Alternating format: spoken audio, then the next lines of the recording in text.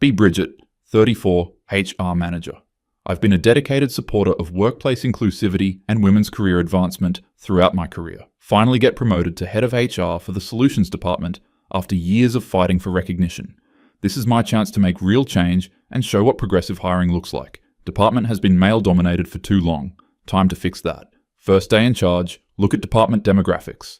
22 employees, 16 men, 6 women. This is exactly the kind of systemic inequality I've been talking about. Clearly, previous management had unconscious bias against female candidates. Time to implement some real equity measures. Call meeting with department heads. Explain my vision for balanced hiring practices. Bill, the lead project manager, raises concerns. Bridget, I understand wanting diversity, but we need to hire based on project needs and skills first. Typical male response, always trying to maintain the status quo. Bill, that's exactly the kind of thinking that created this imbalance. We need to actively correct decades of bias. But Bridget, we have 3 major client deliveries coming up. What we need is to stop making excuses and start making real change. Over next 6 months, focus hiring exclusively on qualified female candidates. Not hard to find them. Women are just as capable as men, often more so. Hire Sarah for senior analyst role. Brilliant data scientist from competing firm. Hire Jennifer for project coordination, excellent organizational skills. Hire Lisa for client relations, outstanding communication abilities. Hire Michelle for technical writing, perfect academic background. Hire Amanda for quality assurance, meticulous attention to detail. Hire Rebecca for business development, natural relationship builder.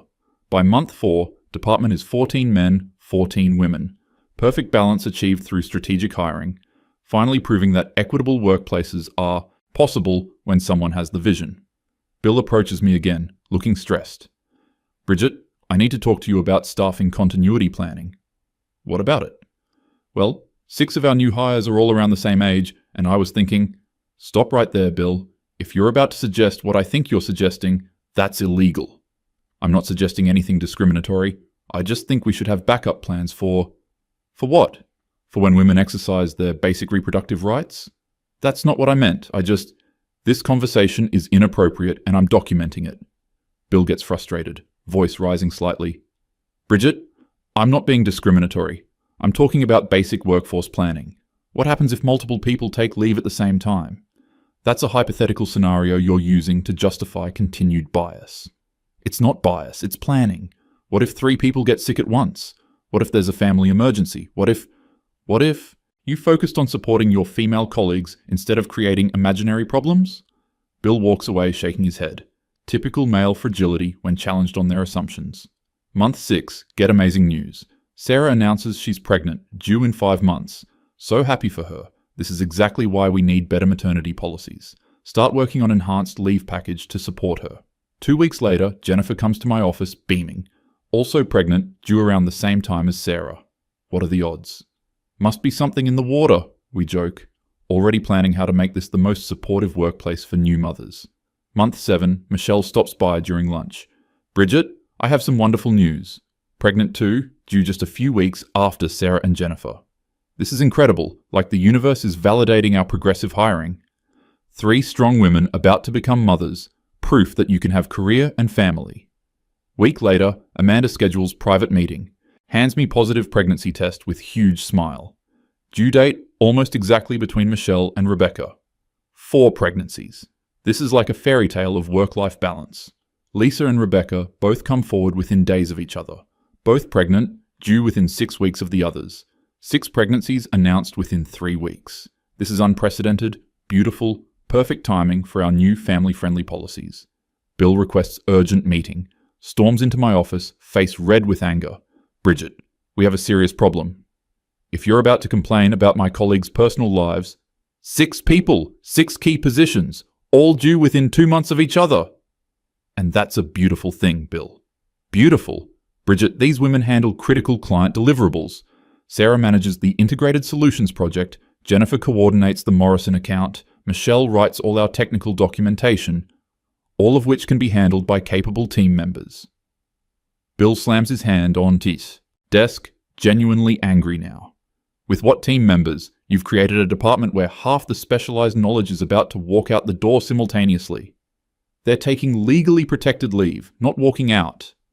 for 4 months minimum. Each. That's 2/3 of our senior staff gone at the same time. Bill, your hostility toward pregnant women is exactly why we need better policies. This isn't hostility. This is basic math. 6 critical positions, 0 backup coverage, 4 months minimum absence each. His voice gets louder, more frustrated. Do you understand what this means for the rest of us? Jake and I are going to have to cover Sarah and Jennifer's project loads. Tom and Kevin will have to split Michelle and Amanda's responsibilities. David and Brian will handle Lisa and Rebecca's client relationships. That's not sustainable. Then we'll hire temporary contractors. With what budget? And who's training them? The people with institutional knowledge will be on leave. Bill, you're catastrophizing. I'm stating facts. You hired 6 women for critical positions without any succession planning. Bill paces angrily. My wife is pregnant too, Bridget. Due around the same time as your new hires. You know what that means? While she's dealing with a newborn, I'll be working 80-hour weeks covering for absent colleagues. I'll miss my child's first months because of your ideological hiring spree.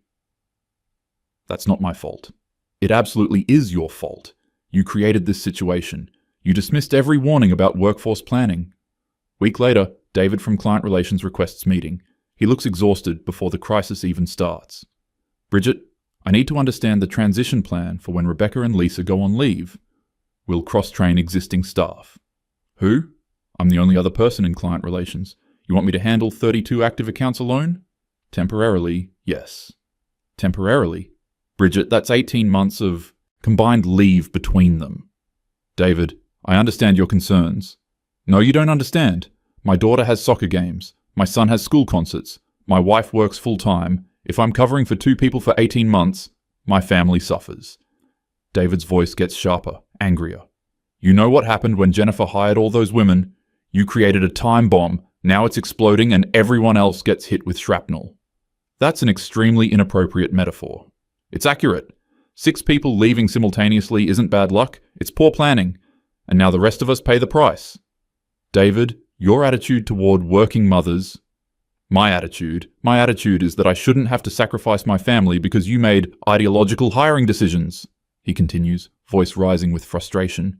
I supported every diversity initiative you've proposed. I mentored female colleagues. I advocated for better parental leave policies. But this isn't about supporting women anymore. This is about basic competence. You can't run a department by hiring people for demographic categories instead of operational needs. That's exactly the kind of thinking that perpetuates inequality. No, Bridget. Inequality is forcing working fathers to abandon their families because you refuse to plan for predictable life events. Month 8. The exodus begins. Sarah starts maternity leave 3 weeks early due to complications. Immediately, her project deadlines start slipping. Client calls asking why deliverables are delayed. Jake working double shifts trying to understand Sarah's methodologies. Jennifer goes on leave next week. Morrison account in chaos. Nobody fully understands her client relationship management system. Tom and Kevin splitting her coordination duties while maintaining their own projects, both staying until 11 p.m. every night trying to keep up. Emergency department meeting called by upper management. VP of Operations, Robert, addresses the room. Looks directly at me with barely controlled anger. Bridget, explain to me how we went from fully staffed to critically understaffed in 2 weeks. We're experiencing a temporary adjustment period. Temporary? We have 4 more people leaving in the next month. They're exercising their legal rights to family leave. Rights that you facilitated by hiring exclusively pregnant women. Robert's voice fills the room, clearly furious. Do you understand the financial impact? The Morrison contract alone is worth $2.3 million. If we default due to staffing issues, we pay penalties plus lose future business. Sarah's integration project is tied to $1.8 million in deliverables. We're looking at potential losses exceeding $6 million. Robert, you can't blame women for having families. I'm not blaming women. I'm blaming you for creating an untenable staffing situation. Kevin stands up, visibly shaking with anger. Bridget, my wife, you scheduled our anniversary dinner 3 months ago. I've cancelled 4 times because I'm covering Jennifer's workload. My marriage is suffering because of your decisions. Kevin, that's not... It absolutely is. You hired 6 people knowing they were planning families. You created this crisis. Brian joins in, voice getting louder.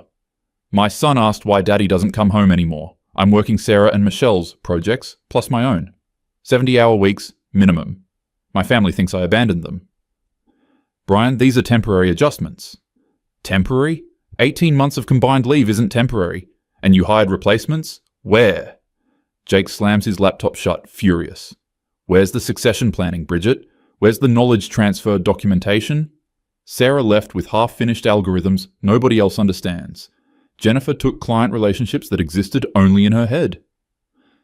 We're working on knowledge transfer. With who? The people who are gone. This is insane. Month 9, Michelle and Amanda both go on leave same week. Department hemorrhaging productivity. Contractors costing $200 per hour, no institutional knowledge. Overtime budget exploded 400% over projections.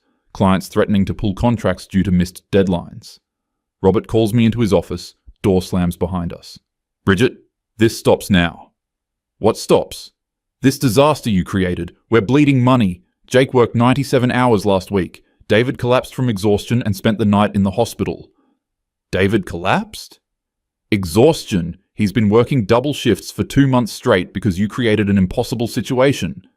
Robert paces behind his desk, voice filled with rage. You want to know why some companies are hesitant about hiring women of childbearing age? This exact scenario. 6 critical positions vacant simultaneously because you hired ideologically instead of strategically. That's illegal discrimination. It's risk management, and you just proved why that risk is real, he continues, shouting now. I don't care about anyone's gender. I care about operational continuity. You hired 6 people knowing they were planning families without creating any backup systems. That's not progressive. It's incompetent. Robert, you can't punish women for reproductive choices.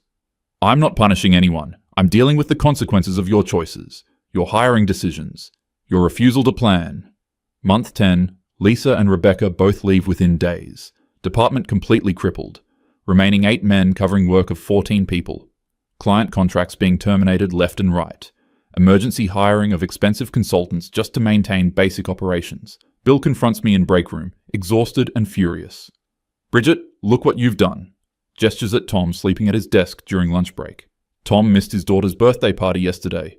Worked until 3 a.m. His wife called me crying, asking when this ends. Bill, this is a difficult transition. Transition to what? Bankruptcy? Tom's marriage falling apart? Kevin having panic attacks from stress? His voice cracks with exhaustion and anger. You know what the worst part is? You still think you're the victim here. You still think we're all just sexist for pointing out that hiring 6 pregnant women for critical positions without backup plans was catastrophically stupid. I was trying to create equity. You created chaos. Look around. Half our contracts cancelled, our team destroying their health covering impossible workloads, and you're still lecturing us about equity, Bill continues, voice rising. My wife had our baby 2 weeks ago. You know how much time I've spent with my newborn? 6 hours total. 6 hours with my firstborn because I'm working 90-hour weeks cleaning up your mess. Sees the impact on his face, for first time feeling uncertain. I didn't mean for... You didn't think. That's the problem. You hired based on demographics instead of operational reality.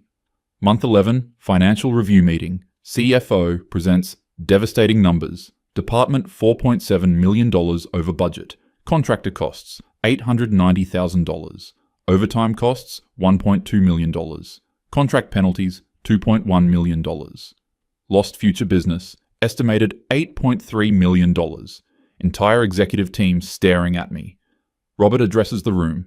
This department is functionally bankrupt. We're hemorrhaging money while delivering subpar work. Our reputation with major clients is destroyed. Stomach drops as reality hits. My progressive hiring created exactly the financial disaster everyone warned about. David returns from medical leave, looks 20 years older. Bridget, I need you to understand something. His voice quiet but filled with controlled anger. I missed my daughter's first steps. My son's school play. My anniversary. My wife's birthday. All because you refused to listen when we told you this would happen. David, I'm sorry. I didn't realize. You didn't realize because you didn't listen. Every man in this department told you this was unsustainable. He continues, exhaustion evident. You want to know the real tragedy? I support working mothers. I support family leave. I support workplace equality. But you turned all of that into weapons against your male colleagues. That wasn't my intention. Your intentions don't matter when the results are destroying people's lives. Kevin approaches, looks defeated. Bridget, my wife left me. Shock hits like physical blow. What? She left. Took our kids. Said I chose work over family. But I didn't choose work. You chose for me when you created this staffing nightmare. Realized the human cost of my decisions for first time. Kevin, you never wanted to consider consequences. You wanted to prove a point. About gender equity. My family was collateral damage. Jake joins the conversation, voice hollow. You know what's funny?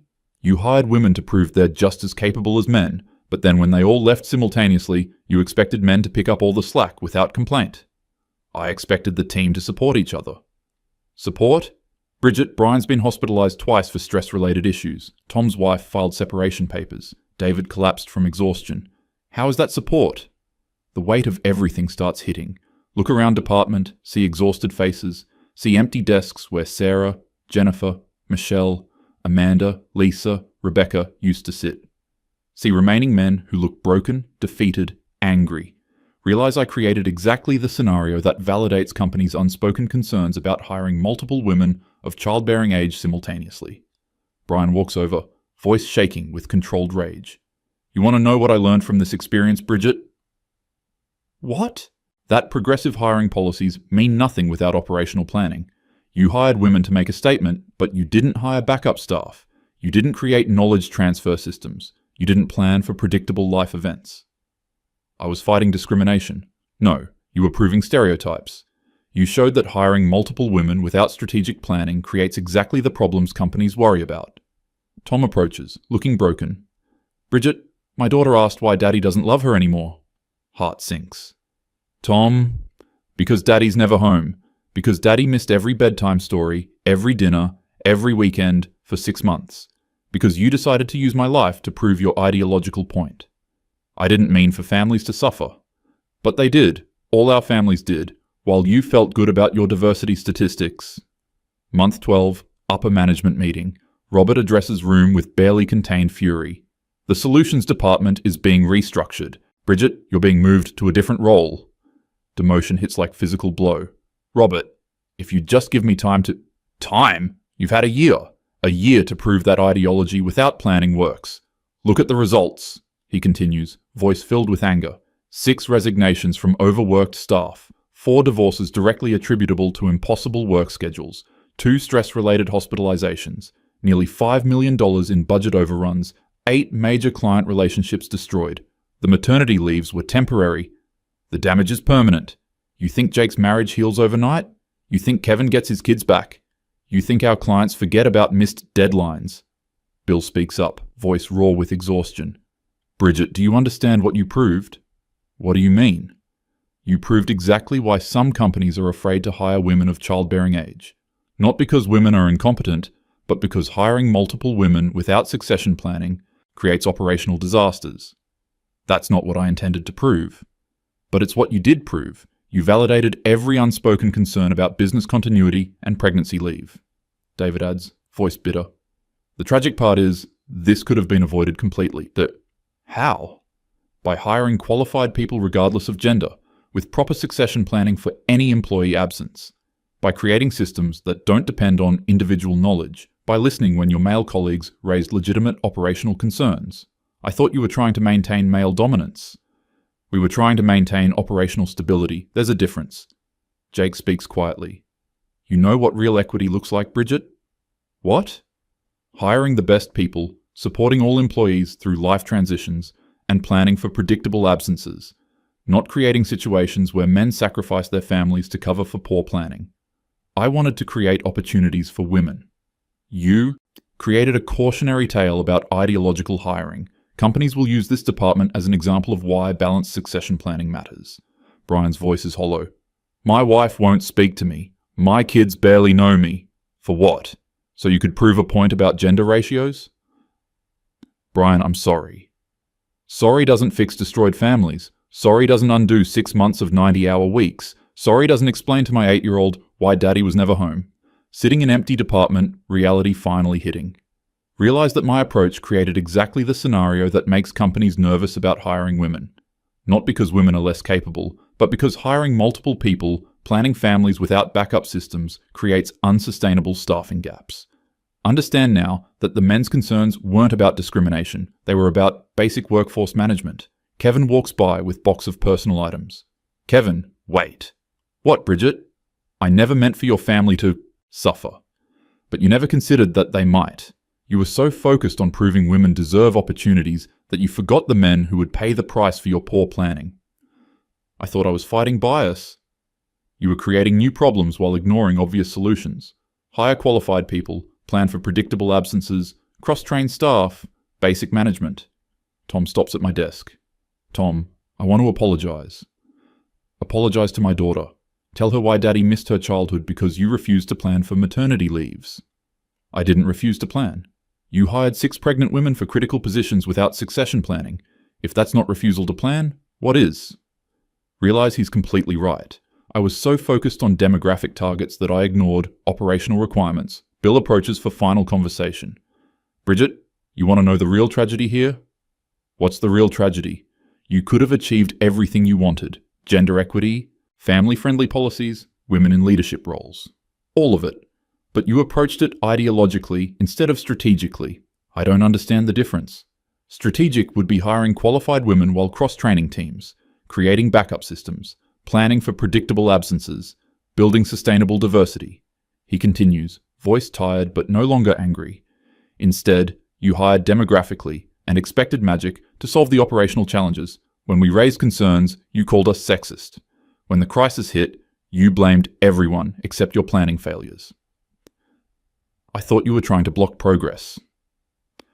We were trying to prevent exactly what happened. 6 good women taking maternity leave while their male colleagues sacrifice everything to keep operations running. David joins us. You know what's really unfortunate, Bridget? What? This department could have been a model for progressive workplace policies. Instead, it's going to be used as an example of how not to implement diversity initiatives. What do you mean? Companies will look at this disaster and say, see, this is why we can't hire multiple women of childbearing age. Your ideological approach validated their worst fears. Jake stops by. Bridget, I want you to understand something important. What?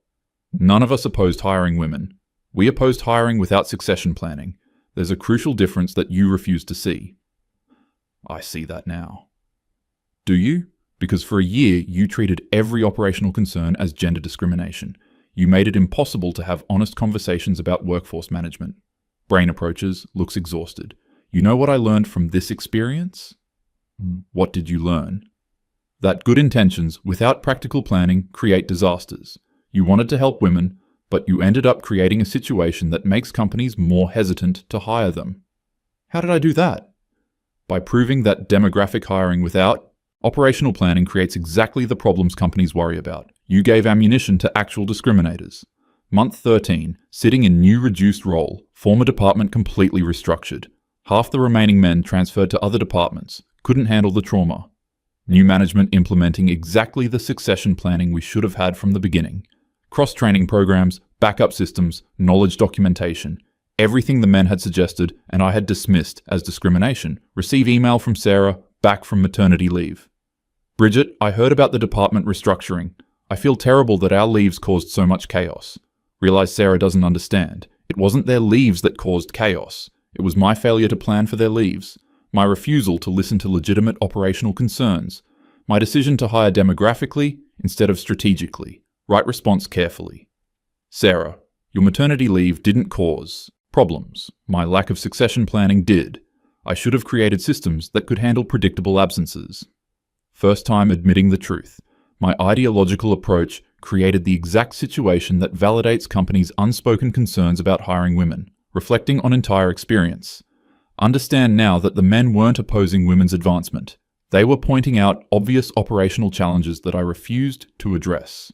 By calling them sexist, I shut down conversations that could have prevented disaster. By hiring exclusively women without backup planning, I created unsustainable staffing gaps.